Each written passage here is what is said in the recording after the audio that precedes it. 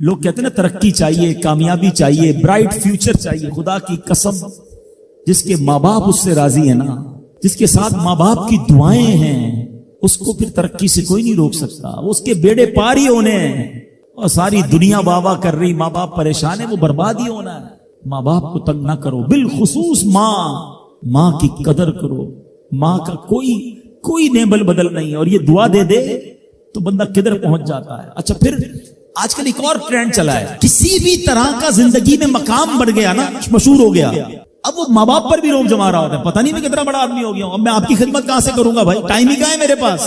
ان کو کبھی یہ روب مت جمانا. ارے آج اگر کچھ بن بھی گئے ہو نا، یہ انہی کی دعائیں تھیں، اور ان کو کہہ رہے ہو بڑا آدمی ہو گیا. حضرت موسیٰ کلیم اللہ علی نبینا علیہ الصلوۃ والسلام، کتنا بڑا مرتبہ ہے. اور آپ نے ایک بار اللہ کریم کی بارگاہ میں عرض کیا، مولا مجھے جنت میں اپنا پڑوسی دیکھنا ہے.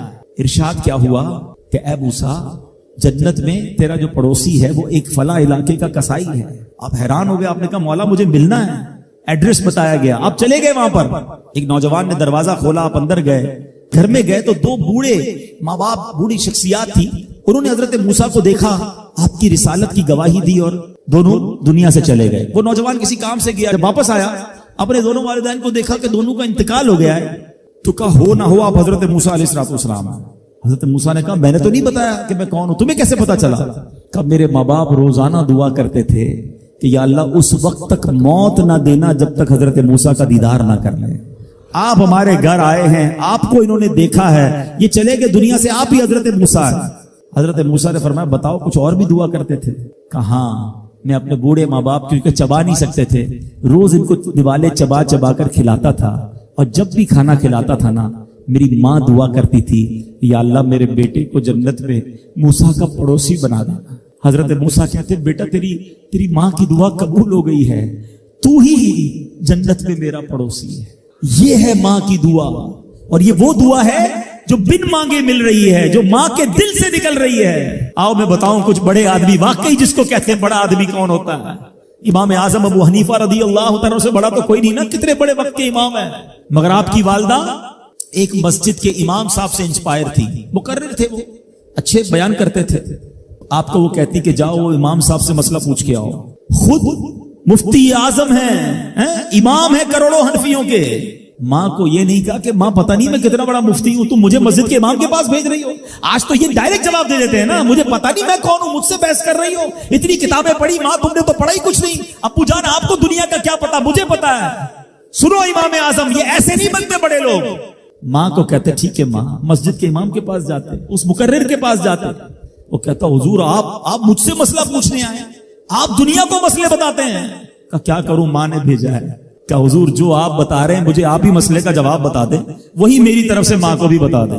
ایک بار ماں نے کہا کہ میں خود جا کر پوچھوں گی، پھر بھی امام اعظم نے منع نہیں کیا. اچھا کئی میل کا سفر تھا. امام ابو یوسف کہتے ہیں ہم نے خود دیکھا کوفہ کی گلیوں میں کہ امام اعظم اس خچر یا اس سواری کے لگام تھامے ہوئے ہیں، ماں اس پر سوار ہے اور وہ بازار میں اسے لے کے جا رہے ہیں. ماں کو یہ نہیں کہا کہ ماں تم مجھے تکلیف دے رہی ہو، وہ میرا شاگردوں کا بھی شاگرد ہے، اس کو کیا پتا جو مجھے پتا ہے. اللہ اکبر. ماں جاتی ہیں، مسئلہ پوچھتی ہیں، واپس آتی ہیں. امام اعظم ماں کو کچھ نہیں کہتے. یہ ہوتا ہے ماں کی فرما برداری. آج دیکھو دنیا ان کے گن گا رہی ہے. سیدنا بایزید بستامی رضی اللہ تعالیٰ عنہ، کتنا بڑا نام ہے، اولیاء کے سردار ہیں. دیکھو ماں کی خدمت کیسی کرتے تھے. آپ کی والدہ نے سردیوں کی رات تھی، سخت سردی کی رات، آپ سے پانی مانگا. حضرت بایزید بستامی ماں کے پاس پیالہ لے کر گئے تو ماں سو گئی تھی. ماں کے سرہانے پیالہ لے کر کھڑے رہے، رات بھر کھڑے رہے سخت سردی میں. پانی تھوڑا سا آپ کی انگلیوں پر گرا تو وہ پانی برف بن چکا تھا. ماں کی آنکھ کھلی، دیکھا بایزید بستامی بستر کے کنارے کھڑے ہیں. کہ بیٹا کیوں کھڑے ہو؟ کہ ماں آپ نے رات پانی مانگا تھا نا، اس لیے کھڑا رہا کہ نہ جانے کب آنکھ کھل جائے.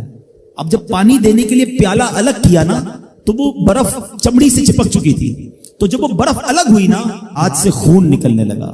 حضرت بایزید بستامی رحمت اللہ تعالی کی ماں نے جب یہ دیکھا نا کہ بیٹا ساری رات کھڑا رہا اور اب اس کا ہاتھ بھی لہو لہان ہو گیا. حضرت بایزید بستامی کی ماں نے پتہ اس رات کیا دعا دی؟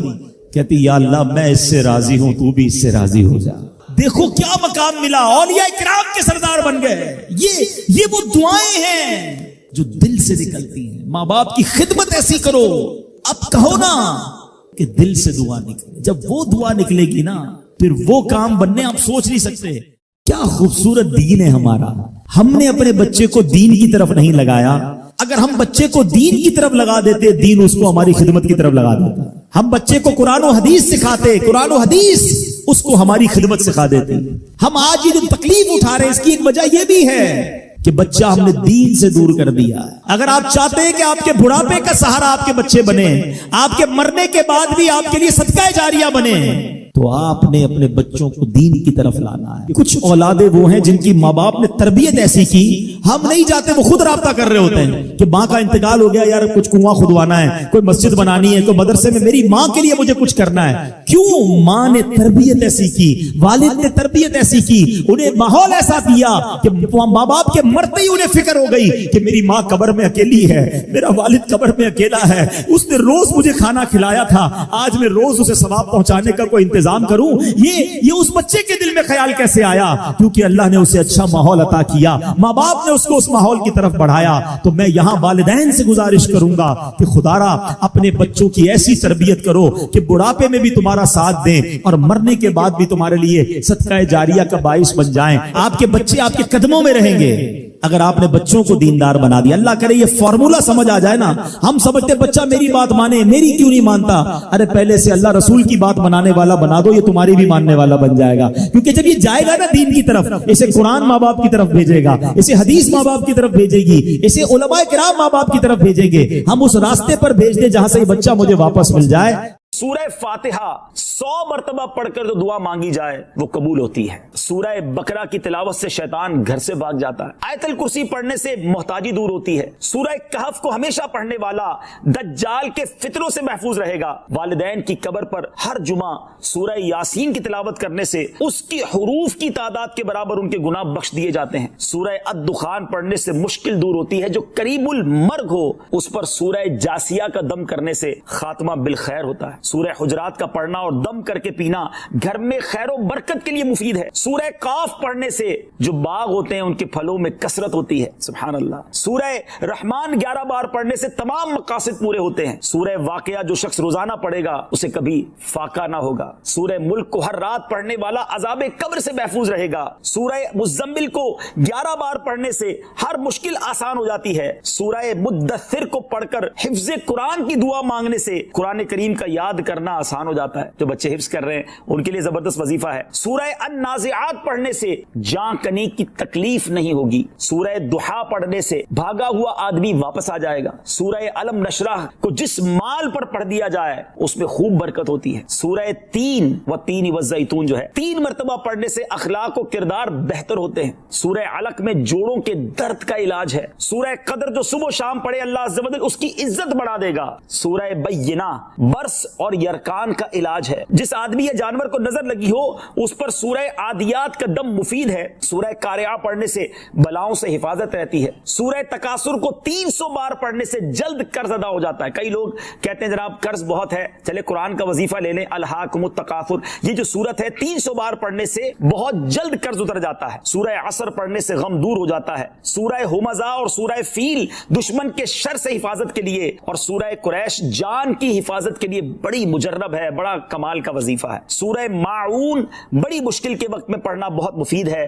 سورہ کوثر کی تلاوت سے بے اولاد صاحب اولاد ہو جاتا ہے. کئی بے اولاد بھی وظائف مانگ رہے ہوتے ہیں. سورہ کافرون 1/4 قرآن کے برابر ہے. سورہ زلزال نصف قرآن کے برابر ہے. سورہ اخلاص 1/3 قرآن کے برابر ہے. اور سورہ فلق اور سورہ ناس سے جن اور شیطان اور حاسدوں کے شر سے حفاظت رہتی ہے. پھر کیوں نہ ہم قرآن سے دوستی کر لیں, کیوں نہ قرآن کو اپنا ورد بنا لیں. اللہ چاہتا ہے کہ یہ بندہ اس رینک تک پہنچ جائے.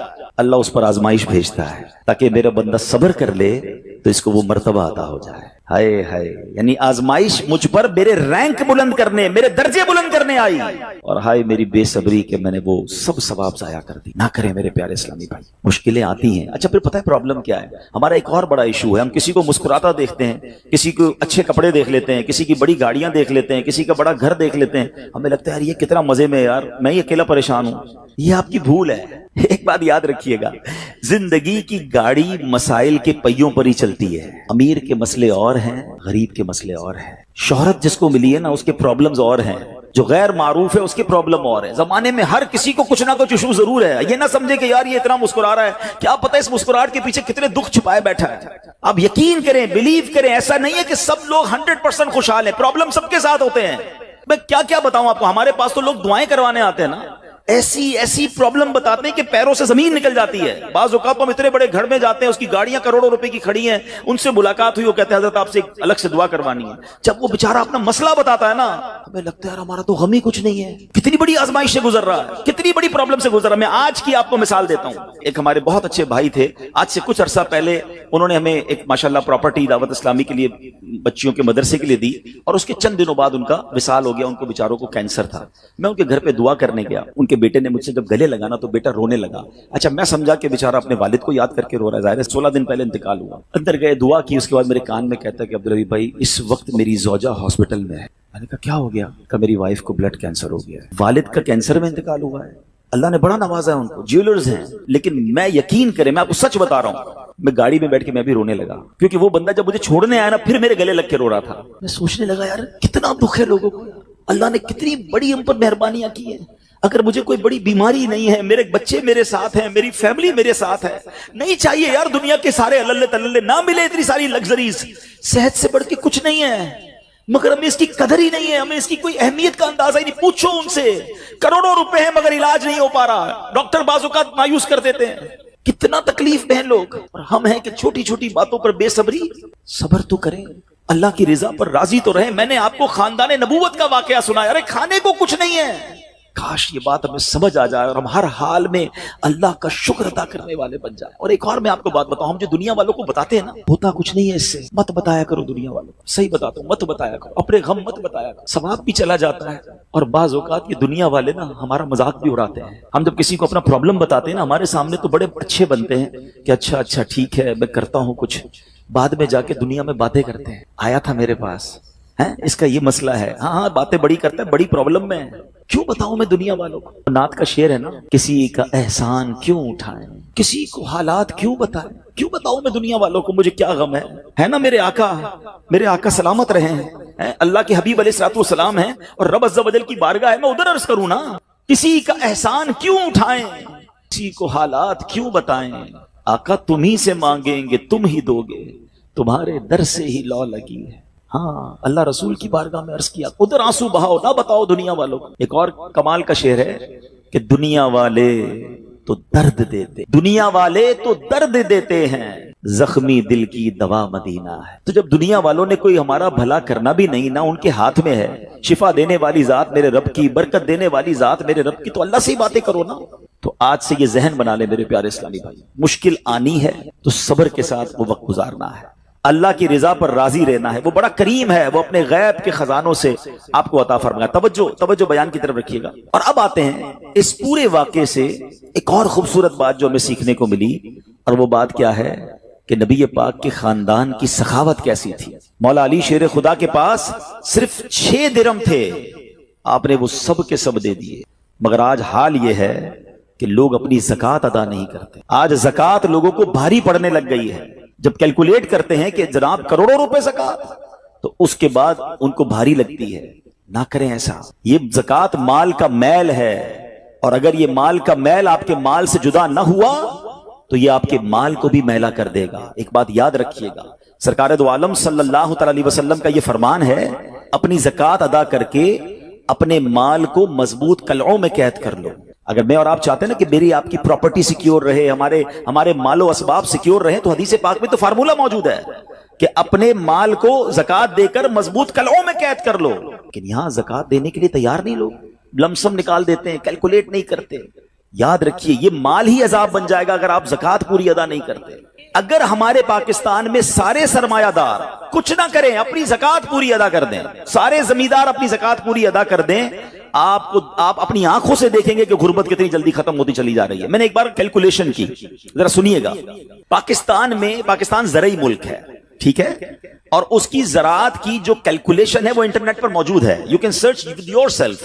آپ چیک کر لیں کہ 2023 میں پاکستان کی ٹاپ 20 کراپس کون کون سی ہوئی ہیں. آپ انٹرنیٹ پر خود ڈھونڈ لیں, آپ کے سامنے اس کراپ کی کیلکولیشن بھی آ جائے گی کہ اتنے ملین ٹن, اتنے جناب کروڑ केजी जो है वो गंदुम हुआ, तो कॉटन हुआ, तो फ्रूट्स हुए, तो शुगर हुई। पाकिस्तान को अल्लाह ने बड़ा नवाजा है। शरीयत का हुक्म क्या है? जिस अल्लाह रसूल की हम बात कर रहे हैं, जिस इस्लाम को हमने कबूल किया है, शरीयत का हुक्म यह है कि अगर आपकी फसल उगती है तो उस फसल में अगर बारिश का पानी है और आप अपना पानी परचेज नहीं कर रहे और सिर्फ बारिश से आपकी फसल उग रही है, तो जितनी फसल उगी 10% उशर, क्या कहते हैं, 10वें हिस्से को, वो आपने निकाल देना है अल्लाह की राह में। वो गरीबों का हक है, वो ज़कात है जमीन की। और अगर आप पानी ट्यूबवेल वगैरह से लेते हैं, पैसों से खरीदते हैं, तो 5%। आप बिलीव करें, मैं बैठा कैलकुलेटर लेकर कि पाकिस्तान की टॉप 10 क्रॉप्स कितनी होती हैं, उसकी मालियत कितनी है, उसकी वैल्यू कितनी है, वो मैंने बनाई और उसका 5% लगाया, जो देना ही देना है। आप यकीन करें वो भी खरबों रुपए में बन गया। ये खरबों रुपए कहां है? अगर हम ज़कात देते तो कितने गरीबों का भला हो जाता, कितने घर खुशहाल हो जाते। अच्छा, ये तो सिर्फ जमीन की ज़कात है, प्रॉपर्टीज की ज़कात अरबों खरबों रुपए के लोग मालिक हैं। मगर जब कैलकुलेटर चलाते हैं ना, ओए होए होए, ज़कात जनाब 10 करोड़ रुपए बन जाएगी, तो फिर भारी लगती है। अल्लाह के बंदे, अल्लाह ने 4 अरब दिए हैं तो 10 करोड़ ज़कात है ना, तो टेंशन काहे की है? शुक्र अदा करो, अल्लाह ने देने वाला बनाया, मांगने वाला नहीं बनाया। मगर आज ज़कात भारी पड़ गई है। आपको पता है कारून क्यों दसाया गया था? कारून ये हजरत मूसा का कजन था, ये तौरात का आलिम था और बड़ा बड़ा आलिम दीन था। मगर जब हजरत मूसा ने उसको ज़कात का हुक्म दिया ना, उसके पास कितने पैसे थे कि कुरान कहता है उसकी खजानों की चाबियां एक जमात लेकर चलती थी। खजाने नहीं, सिर्फ कीज ऑफ द ट्रेजर, इतना खजाना था। मगर क्या हुआ ये कि जब हजरत मूसा ने उसको कहा, अच्छा उस जमाने पता है ज़कात कितनी थी? अभी तो 100 पे 2.5 है ना, 1000 पे 1। आपने फरमाया हर 1000 पर 1 तुमने ज़कात देनी है। उसने कैलकुलेट किया तो बहुत बनते थे। हजरत मूसा के खिलाफ हो गया, ज़कात का इनकार किया, अपने खजानों के साथ जमीन में धसा दिया गया।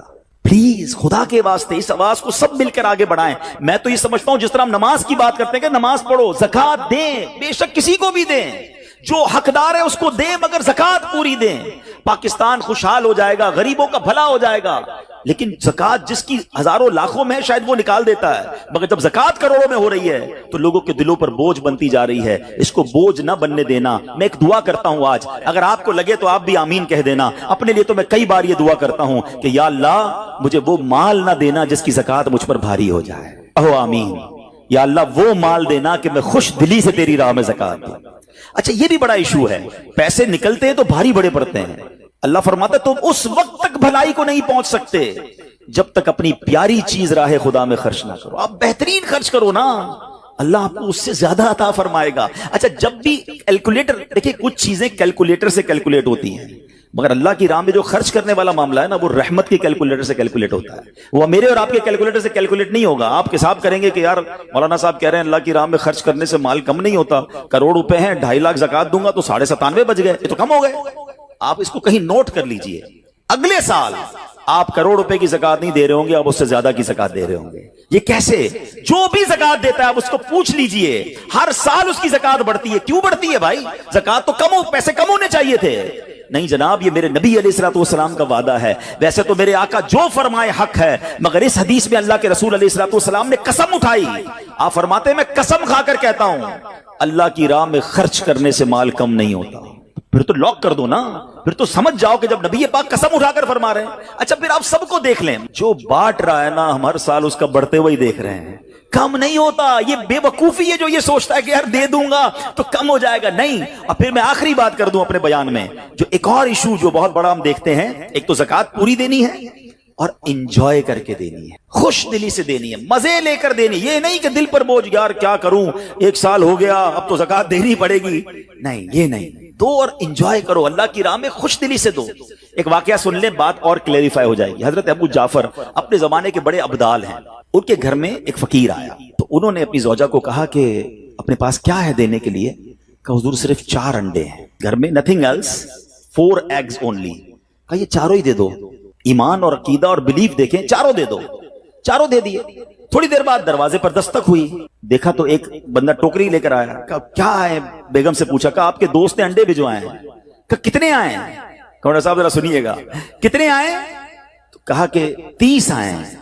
कहा 30 किस हिसाब से आए? हमने तो 4 दिए थे ना। अब ईमान, उनका अकीदा और उनका बिलीफ देखे, क्या 4 दिए तो 40 आने चाहिए थे। एक का 10 अल्लाह का वादा है ना। तो कहा हुजूर आए तो 40 हैं मगर 10 अंडे टूटे हुए हैं। तो आपने अपनी ज़ौजा से पूछा कि सच बताओ जो तुमने 4 दिए थे اس کی کنڈیشن کیا تھی؟ کہ حضور بات یہ جب میں نے 4 دیے تھے نا اس میں بھی 3 ثابت تھے، ایک ٹوٹا ہوا ہی تھا. یہ فارمولا آج یاد کر لو، پورے دو گے پورے ملیں گے، ٹوٹے دو گے ٹوٹے ملیں گے. اب آپ چیک کیجئے کہ جب اللہ کی راہ میں خرچ کرنے کی باری آتی ہے، میں اپنا مال دل سے نکلتے ہوئے دکھ ہو رہا ہے یا خوشی ہو رہی ہے، بہترین دے رہا ہوں یا بچانے کی کوشش کر رہا ہوں. ہمیشہ یاد رکھیں، ہم اللہ کی راہ میں خرچ کرتے ہیں، ہمارے پیسے نہیں پہنچتے وہاں پر، وہاں نیت پہنچتی ہے. اب مجھے بتاؤ نا یار، ہم اپنے لیے خرچ کرتے ہیں بہترین کھانا، بہترین لباس، اور غریب کو دینا ہے تو بچا ہوا لیفٹ اوور. اب اچھا اب میں کہتا ہوں 100 بندوں کو نہیں کھلا سکتے، نہ کھلائیں، 2 کو کھلائیں، اچھا کھلائیں، کوئی بات نہیں. آپ کسی کے دل میں خوشی تو داخل کریں، اپنے گھر والوں کے لیے لباس خرید لیں، 2 غریب بچوں کے لیے ویسا ہی لباس خرید لیں، پھر دیکھیں آپ کو کیسی برکتیں ملتی ہیں. تو ہمیں اس بار یہ ایک انداز اختیار کرنا ہے کہ ہم نے اللہ کی راہ میں بہترین خرچ کرنا ہے. اس کو ہمیں غلطی کیا کرتے ہیں؟ فطرے کی. جو فطرے کی جو بات ہے اس میں میں آپ کو ایک بات بتاتا ہوں. فطرہ حدیث پاک میں 4 قسم کا بیان ہوا ہے، گندم کا، جو کا، کشمش کا اور کھجور کا. ٹھیک ہے، لیکن ہم بچپن سے سن رہے ہیں، جب بھی فطرے کی باری آتی ہے ہم پہلے 50 روپے تھا وہ دے دیا، 100 دے دیا، 200 دے دیا، 300 دے دیا. ہمیں یہ پوری حدیث یا تو ہم نے پڑھی نہیں تھی یا ہمارے ذہن میں نہیں تھی، مگر حدیث پاک میں 4 قسم کا فطرہ بیان ہوا ہے. غریب آدمی گندم کا فطرہ دے دے کوئی بات نہیں، مگر جو روزانہ بہترین افطاری کر رہا ہے، بہترین کھانے کھا رہا ہے، سچ بتاؤ اس کو کون سا فطرہ دینا چاہیے؟ میری افطاری روز اجوا کھجور سے ہے اور عید والے دن میں گندم کا فطرہ دے آتا ہوں. ہمیشہ یاد رکھے، اچھا خرچ کرے نا. اس بار فطرہ جس کو اللہ نے جیسا نوازا ہے، غریب آدمی کے لیے بات نہیں کر رہا، جس کو نوازا ہے رب نے. کیا ہم کبھی ایسا کرتے ہیں کہ عید کی شاپنگ کے لیے جائیں دکاندار سے کہیں کہ یار جو کپڑا سب سے سستا ہے وہ نکال دو، سب سے سستے جوتے نکال دو، میں نے عید پڑھنی ہے؟ بہترین چاہیے، اپنے لیے بہترین لینا ہے، اللہ کی راہ میں لوئسٹ والا فطرہ دینا ہے. خود غور کریں، خرچ کیجئے گا، دل سے کریں، اللہ اور نوازے گا. اور یہ تو وقت ہے لوگوں کو بانٹنے کا، یہ وقت ہے مسلمان بھائیوں کا ہاتھ پکڑنے کا، غریبوں کی مدد کرنے کا. کسی کی افطاری اچھی کر دیں، کسی کی سحری اچھی کر دیں، کسی کو لباس دے کر اس کی عید اچھی کر دیں. نہ جانے کس کی دعا کے صدقے آپ کا بیڑا پار ہو جائے گا. تو اے میرے پیارے اسلامی بھائیوں، جو میں نے مولا علی شیر خدا کرم اللہ تعالی وجہ الکریم اور ان کے خاندان کا واقعہ سنایا، اس میں میسج ہی یہ تھا کہ سخاوت اس کو کہتے ہیں. یہ ہے اللہ کی راہ میں خرچ کرنا جو کیسے بلاؤں کو اور بیماریوں کو دور کرتا ہے.